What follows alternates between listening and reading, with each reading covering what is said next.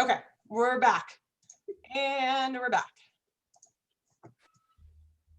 Okay, so we're going to talk a little bit about general hard sciences versus social sciences and quantitative analysis, not too much. That was in response to a specific question. Then we're going to talk about random versus convenient sampling and sampling in the real world, because sampling is one of the hardest things you're going to deal with. So for some of you, you think it's going to be the analysis of your data because you're right now, you don't know how you're going to do stats and you're not sure how you're going to understand it. I don't think so. The sampling is the hardest because it's so hard to figure out how to get people to do what you want them to do. And then at the end, we're going to talk about next steps after sort of you have your data and you've done your data analysis, because one of the questions that we received is, my results are insignificant. What am I going to do now? And what should I do? And then also, what does it look like to write this up? In chapters 4 and 5, what are you doing? And when I talk about the write-up, I'll also talk about some things you'll do once you have your data and you're staring at it and you're like, where did I get this data and now what do I do with it? So that's where we are going forward. So in this question of quantitative methods in the hard sciences versus the social sciences, the similarities here are really we're still working with the scientific method. We're taking theory, we're coming up with a question based on that theory, we're coming up with hypotheses to respond that come out of that theory, right, that operationalize that theory. Then we're testing those hypotheses with observations or experiments, and then we are coming to some sort of conclusion about whether our, wow, I'm sorry, my camera. Okay, whether our hypotheses are supported or not. And so that's pretty much the same between the hard sciences and the social sciences. You know what's not the same is people. So people are incredibly, incredibly unpredictable. And so the main things that differentiate doing quantitative research in the hard sciences versus doing quantitative research in the social sciences is we think we can predict people, and economists, goodness knows, try to predict people all the time, but the fact is that we can't. And so we have to actually have a lot more, wiggle room, and we have to have more space for ambiguity when we're dealing with social sciences. And so kind of the way this kind of plays out in the real world and in this differences, and this is not totally true. Like it's not like hard sciences are always perfectly accurate and perfectly clear and perfectly interpretable, but they're going to be more likely to be precise and accurate than in social sciences. So the probability that we're going to get a false positive in social sciences is going to be a lot higher. The probability that we're going to see results that aren't actually there in the real world is going to be higher.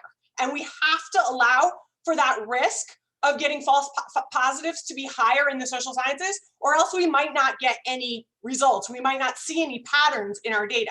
Whereas in the hard sciences, if you have a lot of probability of getting a false positive and you're trying to send people into space, not necessarily the best move, right? So you have to allow for that flexibility. And because of the people element, there's a lot more potential for measurement error because, for example, if you're trying to measure a construct like happiness, there could be 5 different instruments that measure happiness. And the same person filling out those 5 different instruments for happiness might register as happy on some and not as happy on others. So it's not necessary, it doesn't have the same precision. Again, that lack of precision can lead to it being less easy to replicate these studies, because when people are answering a survey on one day, maybe they're feeling super happy, and the next day they're not feeling happy at all. And so when you go to replicate a study around a construct like that, you might end up with different results just because people are unpredictable. And then finally, the independence of the researcher is not always clear. And that's true in the hard sciences too, that the researcher can influence the environment for sure. But in a social construct, in a social situation, the researcher, just by being there, oh, 1 second, Paul, I will just finish the sentence and then you're there. The researcher, just by being there, can have influence over the results. Just by watching an experiment happen, it could affect how the people do those things. Okay, Paul. Doesn't the larger the sample size, or the closer it approaches the population, doesn't that remove some of the the error, or a lot of the error, if not all of the error? It doesn't remove, I mean, unless your sample size, unless your sample is your population, you can't remove all the error. Like you have this, the sample is the whole population. But yes, as your sample size grows larger, the risk is less present that you're going to have an issue. That's a great question. Thank you. So, and even in the social sciences, it's kind of interesting because it's not just different between the hard and social sciences, it's also different between social sciences. So for example, I've done some work in economics where a lot of researchers are doing a lot with existing data. And they're doing a lot with simulations related to existing data and big data sets that are generated by social media or by, you know, a whole bunch of different things, right? Whereas in psychology, often you're doing your own data collection. You are doing surveys. I'm telling you, in my department, people were not necessarily conducting surveys for their dissertation. In this department, you almost can't get away with not conducting a survey or doing some sort of your own experiment because it's just a different approach. So there's a lot of variations in quantitative methods and even in the names of statistical techniques. Certain techniques are called different things in economics than they would be in psychology, even though they might be similar approaches or similar ideas. All right. So questions so far, that's the first sort of section here. All right, we are going to move on to random versus convenient sampling as we had this question. And let's think about that. Let's be in the real world here. And in the real world, sampling is really, really hard. And random sampling is really, really hard. And despite all of the statistics classes and all of the work that we do as statistics professors to tell you that you need random samples, when you go out into the real world and you start looking at articles, the level of samples that are not in some form convenient samples is very, very low.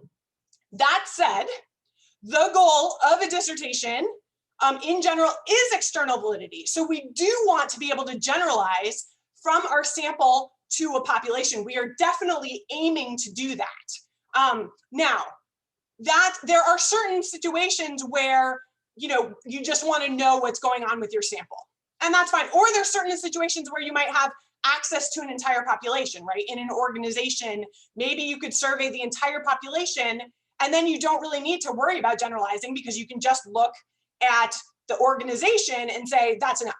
I don't need to know beyond that organization how these results might be relevant to them. But in general, when we're doing a quantitative dissertation, we're going to want external validity. We're going to want to be able to generalize the results from our sample to a larger population.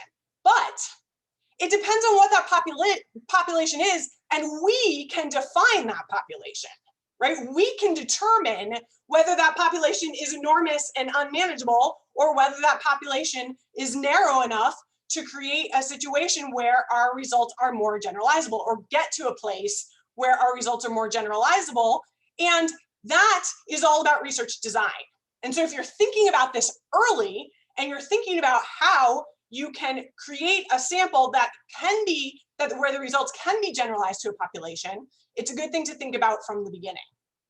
So let's think about, sometimes I tend to think about convenience, you know, in random samples on a spectrum, right? So there's convenient samples, like you're going to use the PhD program people and you're going to survey them, and that's your sample. And that would be like the epitome of a convenient sample. And I wouldn't recommend that. So I would say that that's sort of an extreme. And then there's like a perfect random sample where you have a perfectly defined sampling frame and you're randomly selecting people from that sampling frame with a random calculator, a random number generator, right? But there's actually a lot of space in between there, and there's a lot of space in reality. Now, some of the top, if you're looking for publishing, some of the top journals are going to want you to be extremely careful about your sampling. And I think as a practice, it's good to think clearly about how you can incorporate elements of random sampling into your sampling approach. But there are also a lot of journals and a lot of people who are using some level of convenient sampling to do their work because we are always trading off resources. It costs money and time and huge amounts of effort to get a perfectly random sample. So there's a lot of trade-offs, and academics are pressured to publish in certain cases, or you may want to publish. So, and you can get published without having this certain level of randomness perfection. So while we're striving towards a goal of a random sample, there's lots of places to move in that, and we'll talk about that. So there's so much of this in leadership and in organizational studies, so much convenience sampling. So for example, this is something I pulled from a 2018 article in the Leadership Quarterly. The Leadership Quarterly is the best journal in the specifically leadership field. So if you get into management, like Academy of Management Journal might be better, but in the specifically leadership field, Leadership Quarterly is the best journal. And when we're looking at this example, it's saying they selected their sample of full-time employees at several multinational retail companies. So maybe like 3, 4, who knows how many. That's it's not a random sample of companies located in Hong Kong. And then they contacted the human resources director. My guess is based on the surveys were collected during employees' lunch break. So my guess is that they got access to the companies and they went in and they collected surveys, but they weren't taking a list and figuring out randomly who to select. They were going to people on their lunch breaks and getting them to fill out their survey. Okay, and this is, so while there's some level of randomness, something here, but there's a lot going on here that is very much out of convenience, and this is still published in Leadership Quarterly. So I think it's important to understand what we're going toward. So how can we improve our sampling rigor if we're sort of starting out at this point? Like if we're like just in the process of putting things together, think about this early. So here's something to keep in mind. It is very important to let your research question dictate your methods. Extremely important. And that's sort of the ideal of quantitative research. At the same time, you kind of have to think about your methods while you're thinking about how you're going to figure out the answer to your research question. And they work iteratively to refine exactly what you're going to look at. And so you have some control. You can choose a subject that's going to let you create a situation where sampling it'll be a little bit easier to randomize your sample or add random elements into your sample. If you think about that now, if you think about how you can do that so that you don't need to ask all your friends and family to answer the survey, right? If you can set it up so that there's a way to make it more random now, and you kind of can work around that while being true to your research question and connecting to your methods, it's good to keep in mind. So build it into your research design. Secondly, narrow your population. You do not have to generalize to all employees.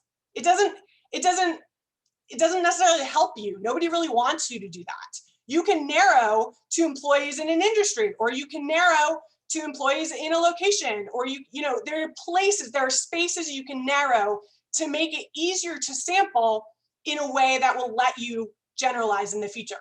And the next step for that is narrowing your sampling frame. So the population is the group that you're interested in. The sampling frame is the group of people you're actually going to choose from. So in this example, say you're interested in IT project managers as your population, right? That's a population you've narrowed it down to. And so you decide that a sampling frame for you is the members of IT Project Managers International, an industry group, right? So this is a good thing to think about, is these types of industry groups that kind of bring together a number of people from a number of different places in the country and organizations, and they all come together because sometimes there are lists. And when there are lists with people who have emails, you can randomize who you pick from the list.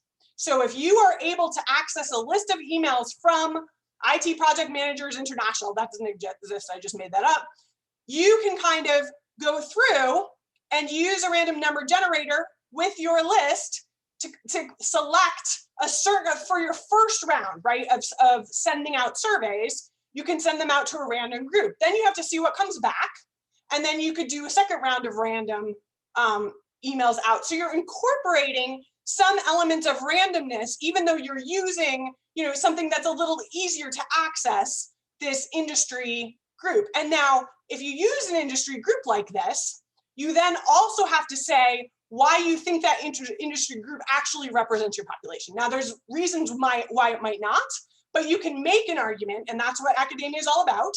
You can make a justification for why what you're using as your sampling frame is likely to represent your population, right? And then you have a sort of list to go on. So that's like narrowing your sampling frame and giving yourself options to bring in randomization can be helpful.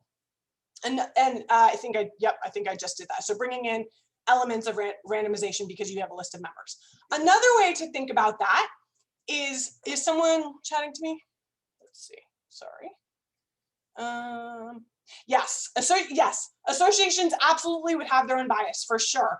People will opt into associations, and I'll talk about this at the end of this section, but as long as you can recognize the bias and talk about how that could bias your results and maybe make an argument about why that bias isn't so important or why, how you're counteracting that bias, that's part of the response here.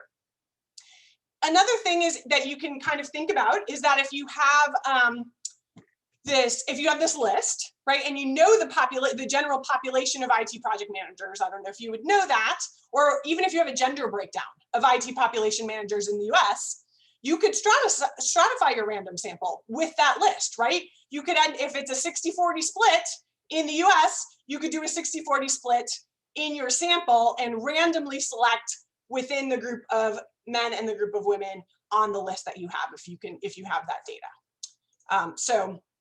And then the final part of this, that's something to consider, is the idea of cluster sampling. So you don't necessarily have a list of people, but say you're looking at institutions, faculty members at 4-year institutions in the Northeast, and you define, and you can get a list of institutions. And then from that list of institutions, you can randomly sample the institutions you're going to reach out to. And you could then randomly sample the faculty members in the institutions, or you could, not do as much randomization of the people in the institutions, but you've still randomly sampled the institution. So what I'm trying to get across is that there are various levels of, on the spectrum of total convenience to total randomization that you can work on to improve the rigor of your sample. And the end point of this ultimately is you're always going to have a bias sample no matter what you do. Boom, done. Always have a bias sample. That's the way it is. But what a lot of researchers don't do enough of is actually understand how their sample might be biased and recognize and write about what that bias is and say how it could have affected their results. And the best articles say why it isn't as big of a deal, like what they did to make it not a big deal, or the reason why the potential bias they have isn't as big of a deal as it could be. So the best papers make those kind of arguments. So you're always going to have a bias. You have to justify, you have to be aware of your limitations. Questions on this section? Oh, yep. Got you, Kyle. Hi, Dr. Krista. So where would you think sampling the M-Turk population falls along the spectrum? Because a bunch of us have used that, and it's becoming more and more popular within social sciences to use that population. So where do you think it falls? So I do think that it is, and I think it's, academics are a weird bunch, and they disagree over everything. And I would say that it's definitely a convenience sample, but there are lots of arguments you can make, and especially in certain fields, why it's maybe less of a convenience, like a biased convenience sample than people think it is. So I've seen papers being like, oh, this is garbage, you can't use this. And then I've seen papers saying, this isn't that bad. And I actually just saw one while I was looking at, putting stuff together for this, that took convenience samples and randomized samples and compared them. They're like, we got the same results. I don't know why we're spending millions of dollars to do this huge thing when we got the same results. That's one paper, right? So I think people are very interested in this because MTurk and those types of online platforms that provide convenience samples are incredibly useful. But what I will say, and something that Cal knows a lot about, is things like MTurk are amazingly useful for pilot studies. So if you are exploring something and you want to think about this before your dissertation, and you kind of think you got something going on and you want to test something out to see if there's any results, you spend some money, you spend a little bit of money, but you get some peace of mind, because you can practice, you can see if something is there, and then you can kind of explore and then pursue it later in a pilot study, which is sort of what Kyle has done in the past. So I'm not sure if that answers your question, but there's not really a great answer, but people do think of it as convenience. Yep, thank you. Mm-hmm. Is there any research that already exists that talks about the bias of the willing? Because every study, you have to be willing to even do the study, and there's a bias there. But that seems so broadly, applicable. I'm wondering if anyone has actually studied what that bias might be. Like self-selection bias. It would have to be a certain personality of, tilting somewhere to, Yeah, no, that's true. And how would that ultimately affect your result? My cat is going back and forth behind my computer and knocking my camera off. So how would that end up? How would the self-selection end up affecting your results? Yeah, that is a fantastic question. I don't have anything off the top of my head on that, because I think it's so ingrained. I think it's just such a huge issue that maybe, I'm sure people have talked about it, but maybe people stop thinking about it because it's just sort of seems unsolvable. But that doesn't mean it's not there. It's something I want to know about, Jeff. So I'll take a look and see what I find. Thanks for that question. Other thoughts, other questions? In my research, it came out as response bias, or response rate, not response bias, but the response rate. I'm taking employee surveys of particular organizations. So what percentage of the organization actually participated in the research, Right? Took the survey. So, and that's a huge self-selection bias, right? That's exactly like, why do those people respond, and what does that do to, yeah, so maybe that's a really good answer, Jeff, that maybe it actually breaks down into a bunch of different types of bias that people have covered, like response bias, which is just sort of a form of selection bias, but there's probably more to it than that. That's a great point. Yeah. All right, I'm going to go forward with this last part, and then I'm going to open it up for questions. So for this last part, the question that I was asked was, what do we do? My results aren't significant, and what do we do? And so this last part is sort of, after you've collected and analyzed your data, if it's not significant, what do you do? And then when you're writing, how do you write this all up? What are you looking for? And someone asked, is there an outline, or is there some recommendations for how you would write this out? And this can all be very specific to the type of analysis you're doing, but I'll give you some sort of general rules. So if your results are insignificant, first of all, try to figure out why, because it might not be that your results are insignificant. It might be, it's so easy to make a mistake. If you work with SPSS or any other of these programs, it's super easy to make a mistake. It's super easy to miscode things, to not combine your variables correctly. There's sort of low level mistakes that could have happened that could give you results that you weren't expecting. Another thing, could you have a methodologist or someone you know that is good with data take a look at what you've done and kind of check in with you and check on some of the stuff, because sometimes you can't even see it anymore. Other things to think about are your assumptions, and if you haven't taken a lot of stats, these might be a little bit like, this language might be a little woo-woo, but are your assumptions violated, right? There are certain assumptions that you use when you do analyses like correlations or regressions. Is your data violating assumptions? Are there major outliers that are throwing off your data?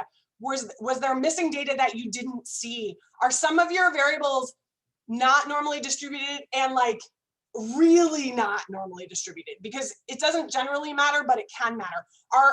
Is the relationship you're seeing not linear?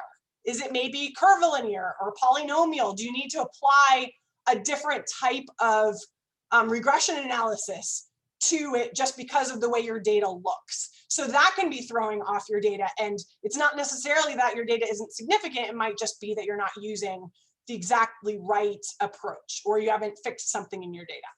So if you do all that and your results are still insignificant, write about it. It's a dissertation. You're still contributing to scientific knowledge. You are still saying, I did this.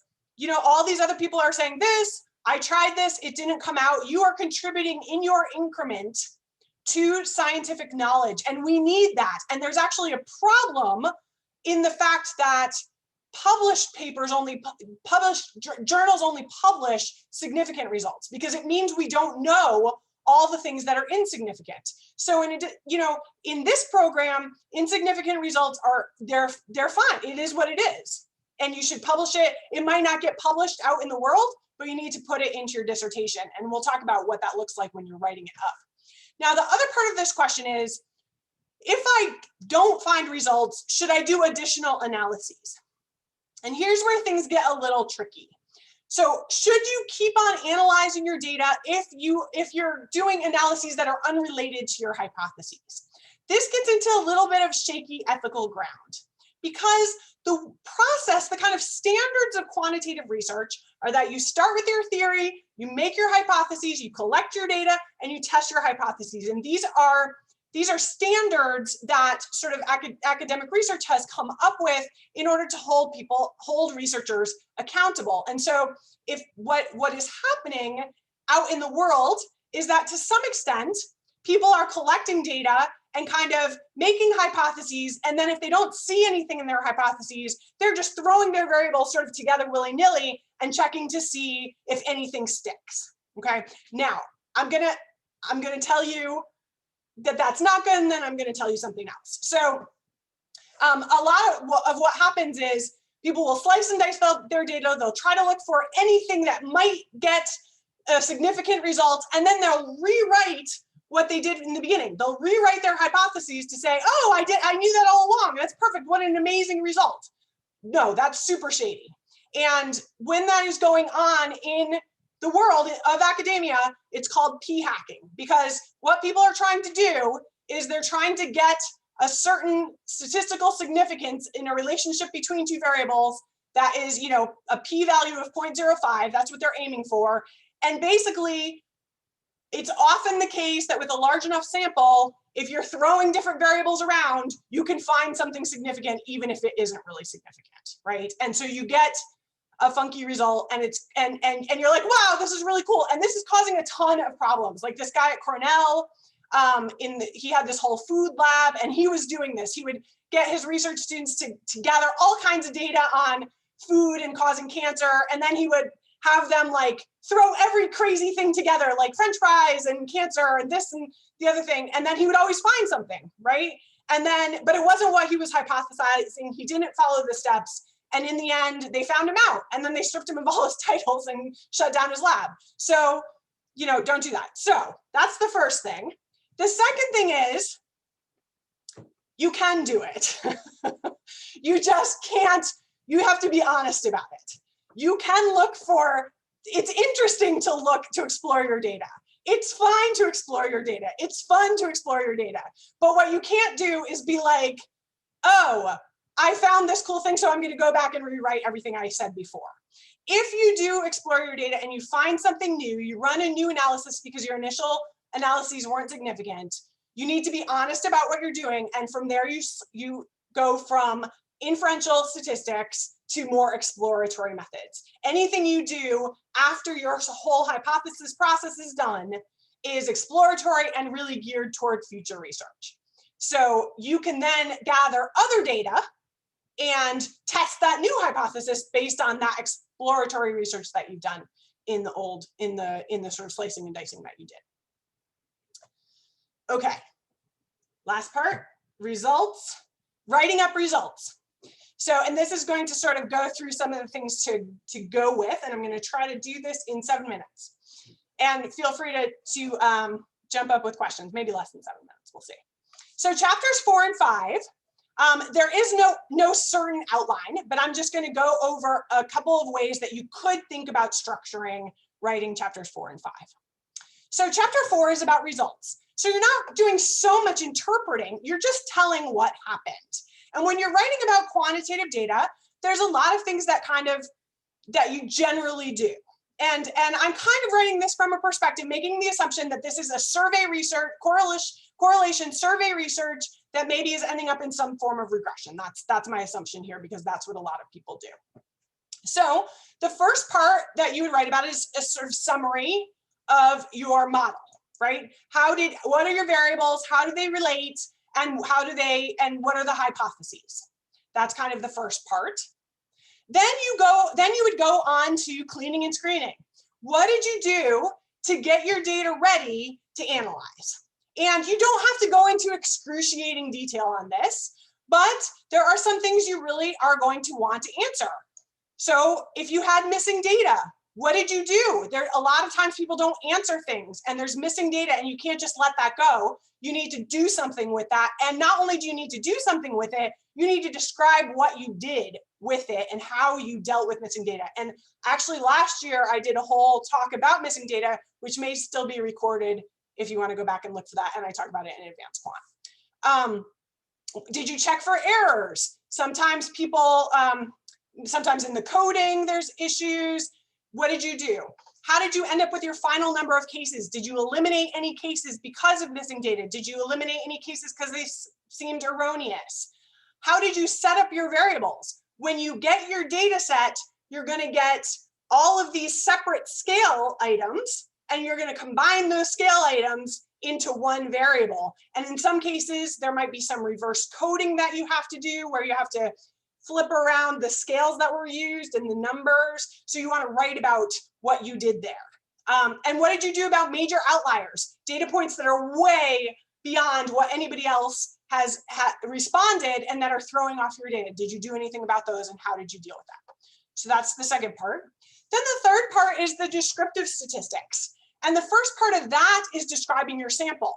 So taking some key tables and laying them out, talking about demographics and frequencies of, men and women and race and ethnicity and tenure of work or organization or industry, whatever.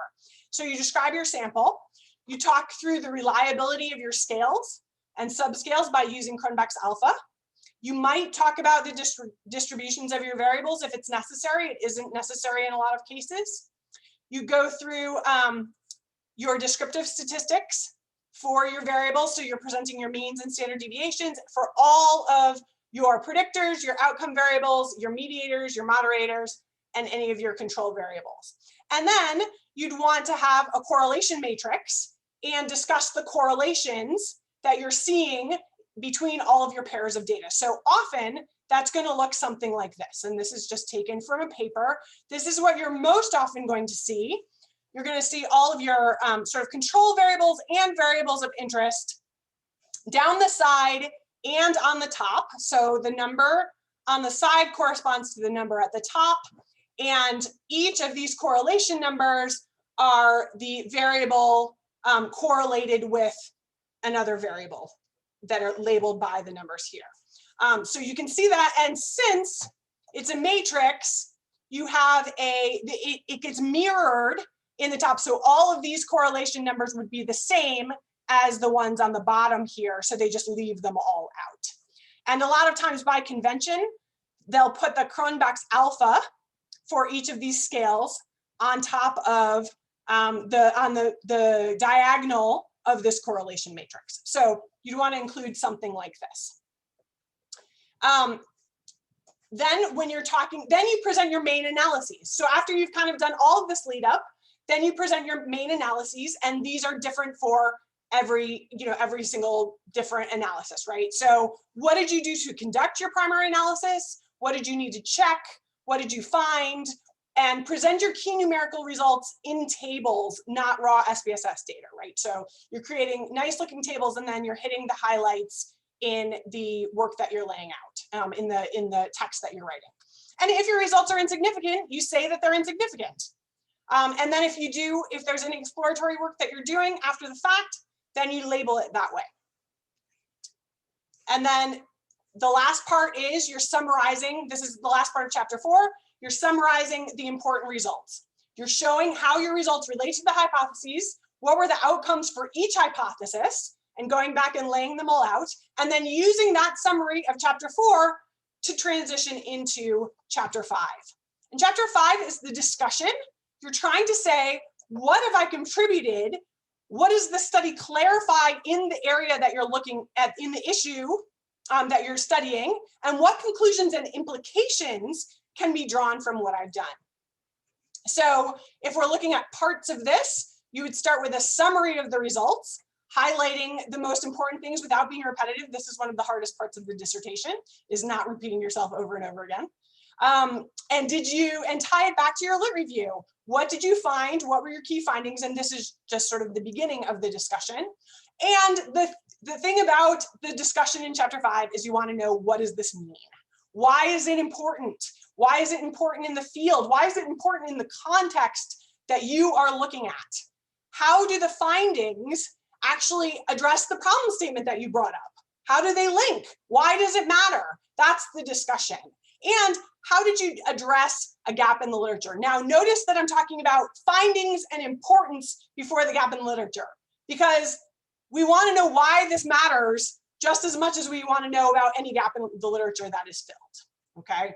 So also, what are the practical implications of this? How can different actors take this information and do something with it? And what can they do? And what does that look like? What practical tools could you offer based on this organization, based on this information?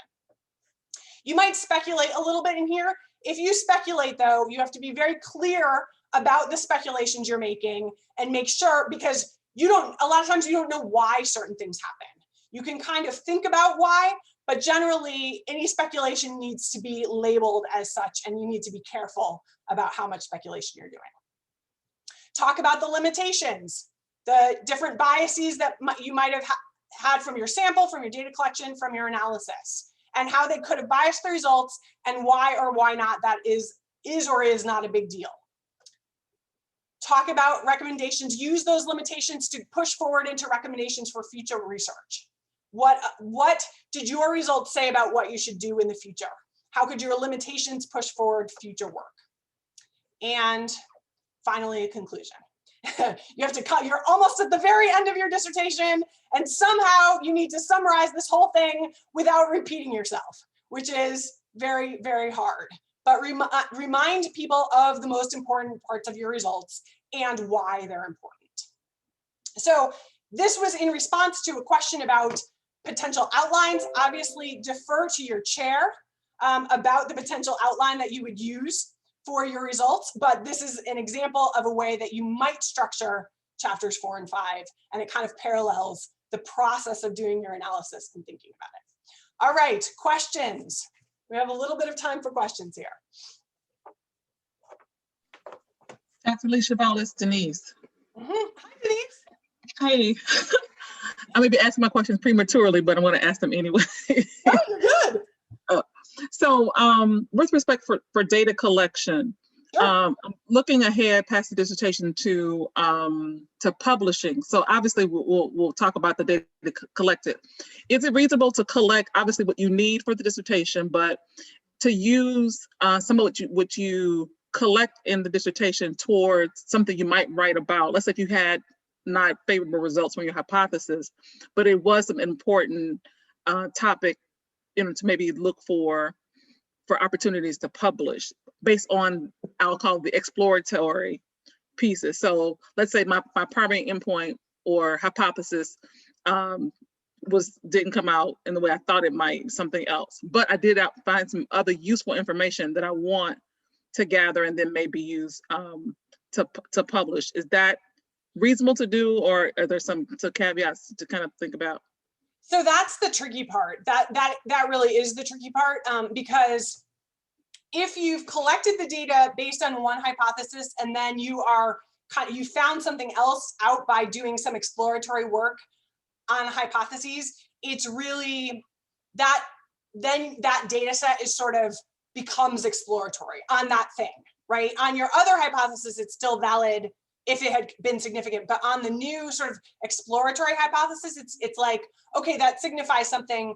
Now you kind of need to go out again and find, like, you know that you might find something, so you go out again and do that collection. Okay. Because it gets a little tricky. Yeah, I know, it kind of, and the way that so what's difficult in our field is the way that some people manage this is they create a training data set and a practice data set.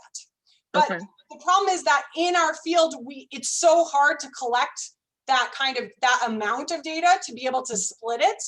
We don't have that option as much. If you can collect a larger sample, then yes, you could do that. You could save some of it to use as a, you could play with some of it and then save the other half to use as another data set. Okay. And my second question was about paying or providing recompense for people to take the survey.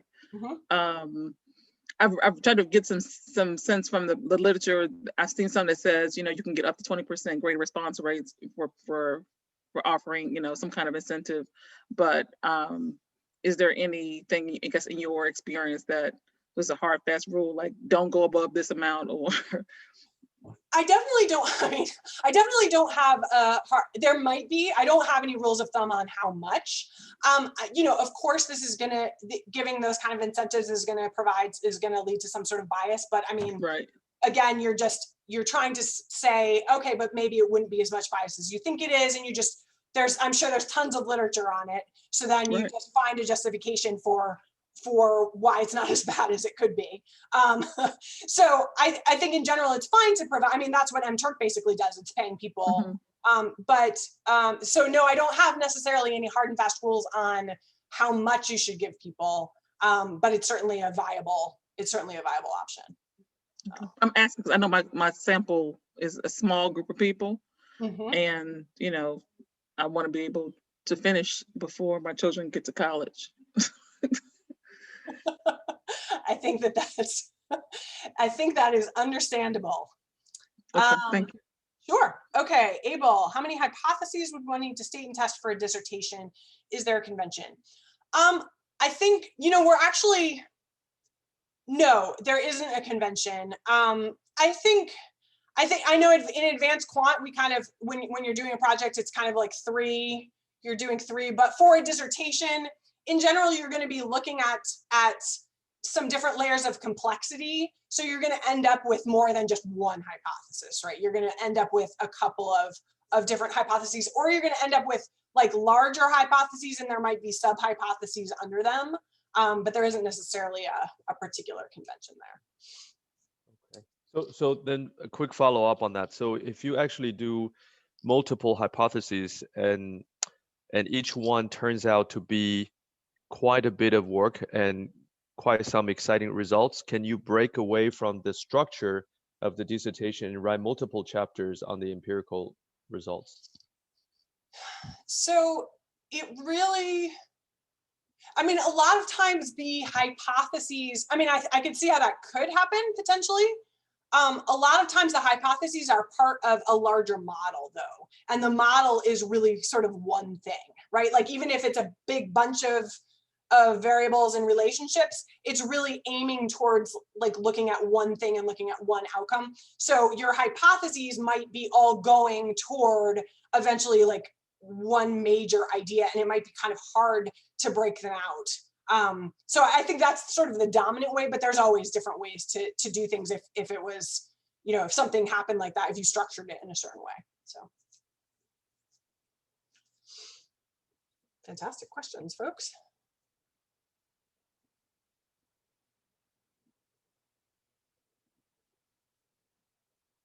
Any others? It's 7:57. I only say that because I have a webinar right after this. I have a webinar already.